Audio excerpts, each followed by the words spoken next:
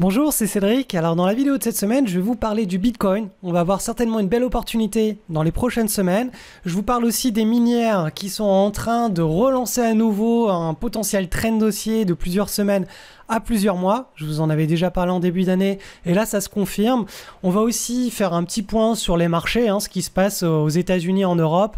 Il y a beaucoup d'analystes qui annoncent un énorme crack sur les marchés financiers pour le mois d'avril ou le mois de mai. Pour le moment, on n'en est pas du tout là, vous verrez pourquoi. Et enfin, en dernière partie de vidéo, je vais vous présenter les opportunités de cette semaine, de ces 2 dernières semaines. Je vais vous donner les trades sur lesquels je suis en position actuellement. Je ne vous donne pas tous les trades, mais je vous en donne une partie, les niveaux où je suis entré, le stop loss, là où je vais couper 50% de ma position avec du gain, si ça arrive. Et ça commence tout de suite. Alors on commence notre point marché avec l'analyse du SP500. Donc à droite en journalier, on a cassé la petite trendline, on arrive sur la borne haute du triangle. Donc là on est en zone clairement de surchauffe, on n'a pas inversé la tendance, c'est-à-dire que tant que le pivot que je viens de tracer ici tient bon, on n'aura pas une inversion de la tendance. Pour le moment on est en zone de consolidation à court terme. On va voir si on casse par le haut, donc la borne à moyen long terme, ou si on repart par le bas pour une nouvelle vague de baisse au sein de cet énorme range. Donc là à gauche en hebdomadaire, on voit qu'on a calé donc ici sur la zone, la borne haute du triangle. Le Nasdaq, il est sensiblement dans la même situation, sauf que lui, il n'a pas été chercher la borne haute en hebdo, là, sur la gauche, mais simplement la résistance intermédiaire. Donc, en journalier, lui, il est toujours en tendance. On peut cependant tracer ici un petit pivot, voilà. Donc là, clairement, si on venait à commencer à évoluer en dessous de ce pivot, on aurait une inversion de la tendance à court terme et on irait certainement rechercher ce niveau, le niveau des 4600 points. Donc en gros, ce qui se passe sur les marchés américains, c'est que la tendance, elle est toujours, la tendance de fond, il est toujours enclenché. Elle est toujours enclenchée. On est dans une situation de petite consolidation à court terme et sur le moyen long terme, on arrive sur des zones de surchauffe. Donc, pour le moment, il n'y a pas d'inversement de la tendance. Sur le CAC 40, maintenant, on a eu l'inversion qui a été validée. Cependant, le mouvement n'a pas été brusque. Vous voyez que là, en hebdomadaire, on a dessiné un doji, donc là aussi on cale. La semaine dernière, on avait aussi un quasi doji, donc on calait. Donc c'est pas une inversion de tendance qui est très forte. On est plutôt dans une petite correction. Et là, on le voit bien à droite sur du journalier. On est venu chercher le premier support ici. On en a un deuxième autour des 9800 points. Donc là aussi, on verra ce qui se passe. Si les marchés américains se retournent, effectivement, l'Europe devra aller chercher plus bas. Si les marchés américains reprennent leur tendance, a priori, l'Europe devrait repartir ici et évoluer dans un espèce de range qui va ressembler à ça. Donc le scénario, c'est soit ça, soit on va chercher ici. Sur le DAX, on est sensiblement dans le même genre de situation. On a cassé le petit pivot donc à droite en journalier. Donc la tendance est inversée. Donc le petit trend haussier, il est terminé ici. En fonction de ce que les marchés US vont nous faire, moi je privilégie ce scénario, un scénario de range. On verra ce qui se passe si on sort par le haut ou par le bas. Mais si les marchés US se retournent et cassent le pivot, on va aller chercher directement le petit support des 9100 points. Donc voilà, concrètement, on est dans une zone de... on stabilise à court terme, on est dans une zone de surchauffe sur les US à long terme, puisqu'on arrive dans des... sur les hauts du gros run sur le SP500, qui est vraiment notre indice directeur, l'indice qu'on doit surveiller en priorité, qui nous donne vraiment, qui nous retranscrit bien la psychologie des investisseurs. Mais encore une fois, là je repasse sur le SP500. Si on venait à casser par le haut, on pourrait éventuellement libérer un nouveau marché haussier. C'est pas du tout quelque chose d'inenvisageable. Voilà, nous on suit simplement les scénarios techniques. Ça nous donne un sentiment de marché. On traite pas du tout les indices. Ça nous donne simplement un sentiment.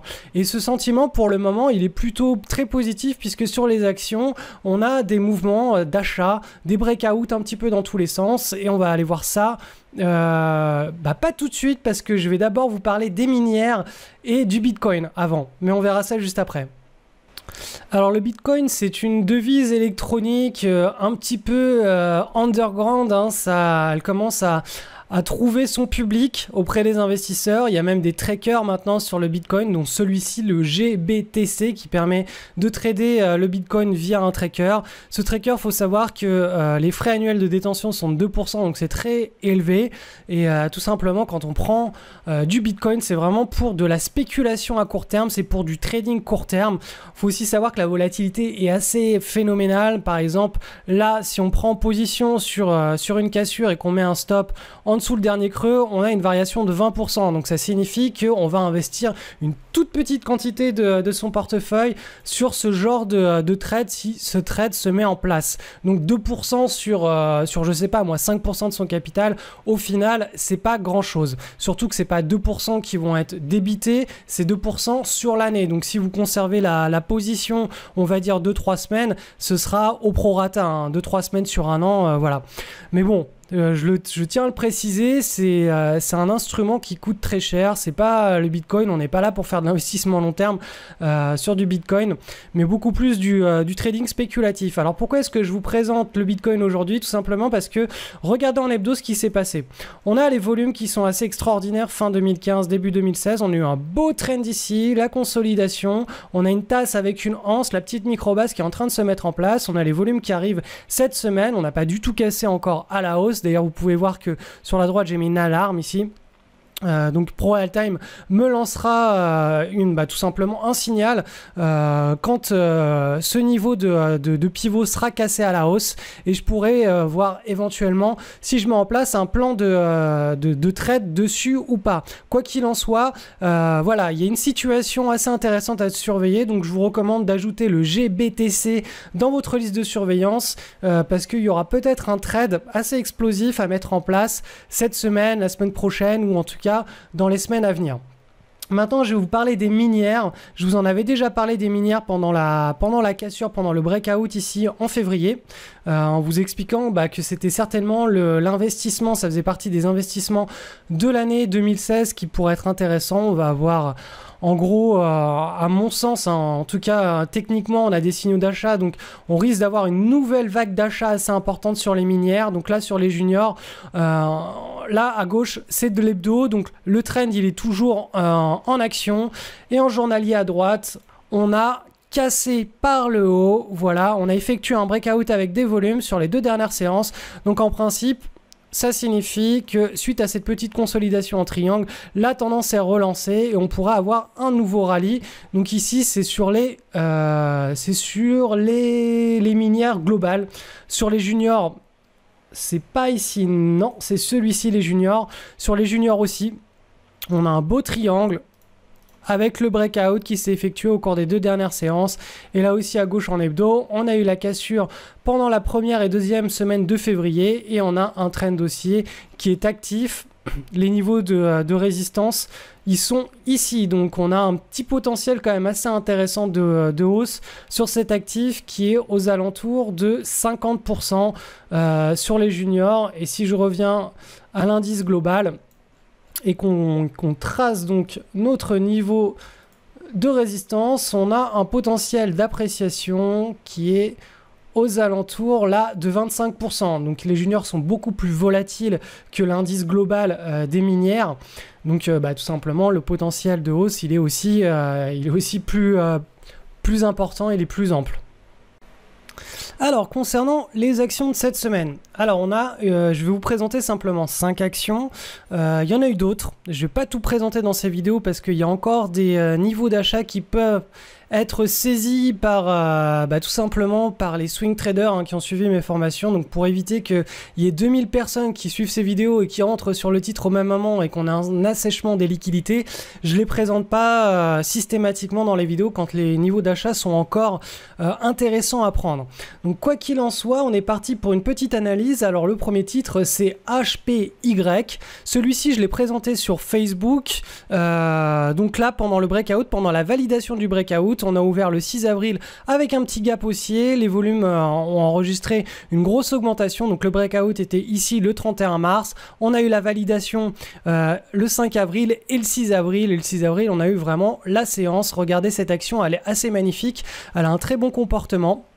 Large base, on casse à la hausse, le trend est suffisamment solide pour qu'on puisse neutraliser la transaction. Nouvelle base ici, on casse à la hausse, le trend est suffisamment solide pour qu'on puisse neutraliser la transaction et se retrouver avec un trade gratuit.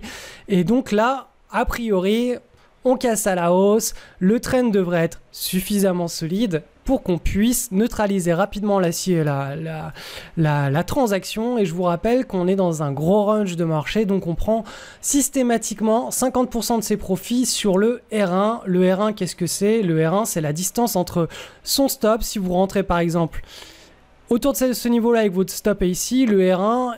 il est ici, donc vous prenez 50% de vos profits ici, vous remontez votre stop sur le break-even, là vous avez pris la position et ensuite vous surfez la tendance en suivant votre plan de trade classique. Ça permet de limiter la volatilité du portefeuille et vraiment d'abaisser son exposition au risque, chose qu'on ne fait pas forcément quand on est dans un marché haussier, puisque on va surtout mettre en avant les grosses tendances qui ont des espérances de gain assez importantes, ce qui n'est pas forcément le cas quand on est dans un marché en range. Ensuite, le titre HAL qui est coté sur Euronext. Alors celui-ci, j'ai pris la position cette semaine. Je l'ai prise donc ici, le 5 avril. J'ai hésité parce que pour moi, on était trop loin du pivot ici. Je crois d'ailleurs que je vous l'ai présenté la semaine dernière en vous disant qu'on était trop loin du pivot. Parce que voilà, en gros, si j'avais dû prendre la position après la cassure, j'aurais dû mettre mon stop par ici. Ça faisait beaucoup trop loin. C'était pas un trade avec un ratio intéressant. Même si, regardez en hebdo, on avait une pattern assez intéressante. Mais ce qui s'est passé par la suite, c'est qu'on a eu... voilà, cette petite consolidation. Donc là, la séance d'après, on est venu chercher en bas. On est venu revenir clôturer pratiquement autour des plus hauts. Là, j'ai vu qu'on consolidait. Donc je me suis dit finalement, le stop, il va pas se retrouver ici, mais il va se retrouver ici. Du coup, tout simplement, le RR, le risque, le ratio gain par rapport au risque était beaucoup plus intéressant. Donc, je suis rentré ici, 5 avril. La position sera neutralisée avec une prise de bénéfice si ça arrive cette semaine. Donc voilà, ça je voulais vous en parler parce que voilà, le plan de trade peut évoluer de jour en jour quand on a... C'est pas des choses que je conseille quand on débute. Quand on débute, soit le trade est parfait direct, soit il est pas parfait, on passe à autre chose. Mais quand on a un petit peu plus d'expérience, c'est tout à fait le genre de situation qu'on va pouvoir mettre à profit. Ensuite, alors, le titre Maroc Télécom, je vous l'avais déjà présenté. Donc lui, il est en train d'évoluer, en train de nous faire quelque chose d'assez intéressant. Là, on a une petite consolidation qui est en train de se mettre en place. Je vous rappelle qu'en hebdomadaire, la situation est vraiment pas mal. On a la tentative de breakout du 21 mars. Et ici, on est en train d'évoluer autour du pivot. On ne sait pas encore si on va casser, mais si on casse, il y aura potentiellement une prise de position sur cette action.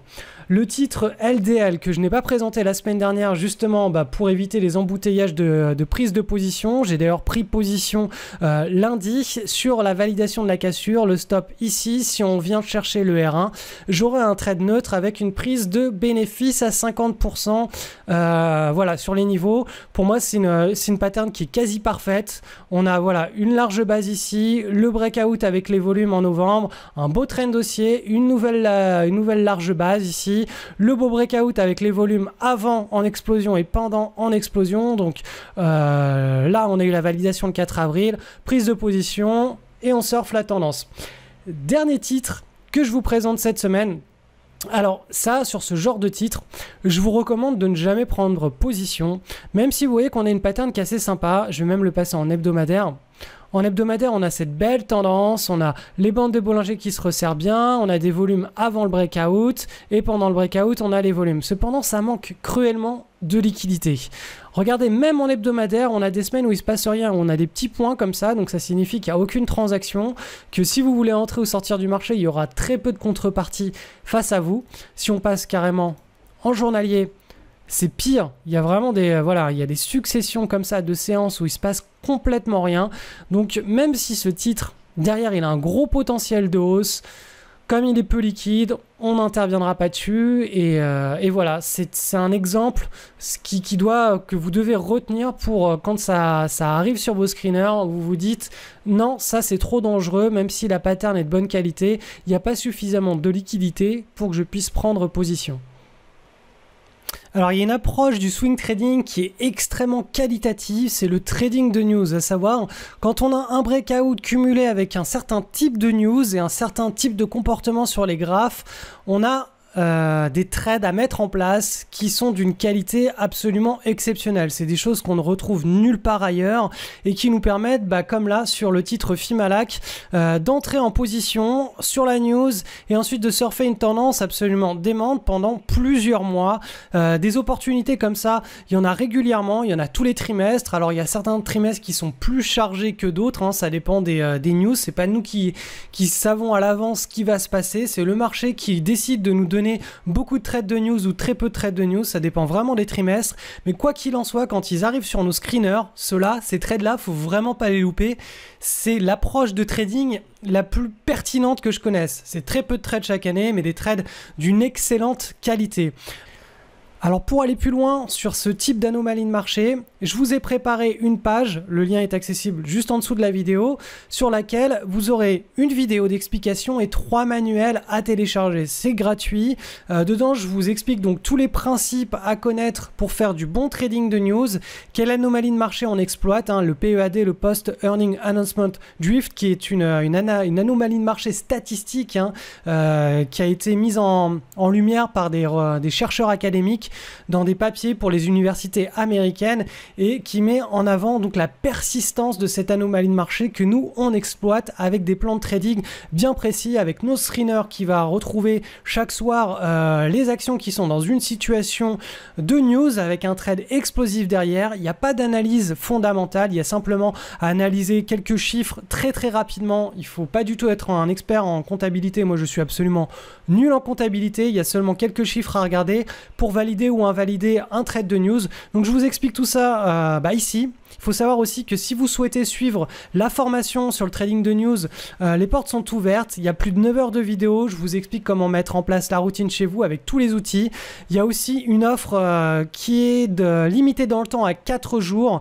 Le prix de la formation, je l'ai baissé à 650 € pendant ces 4 jours et vous pouvez aussi effectuer un règlement en 2 fois, ce qui est une grande nouveauté sur le site. Donc si vous n'avez pas les moyens forcément de mettre tout de suite beaucoup d'argent dans votre propre éducation, vous pouvez payer en 2 fois sur 30 jours. Je vous souhaite une excellente formation. On se retrouve derrière en vidéo pour mettre en place votre routine de trading sur les news et bonne semaine sur les marchés. Il y a du trading, il y a des swing trades, il y a des opportunités, donc profitez-en.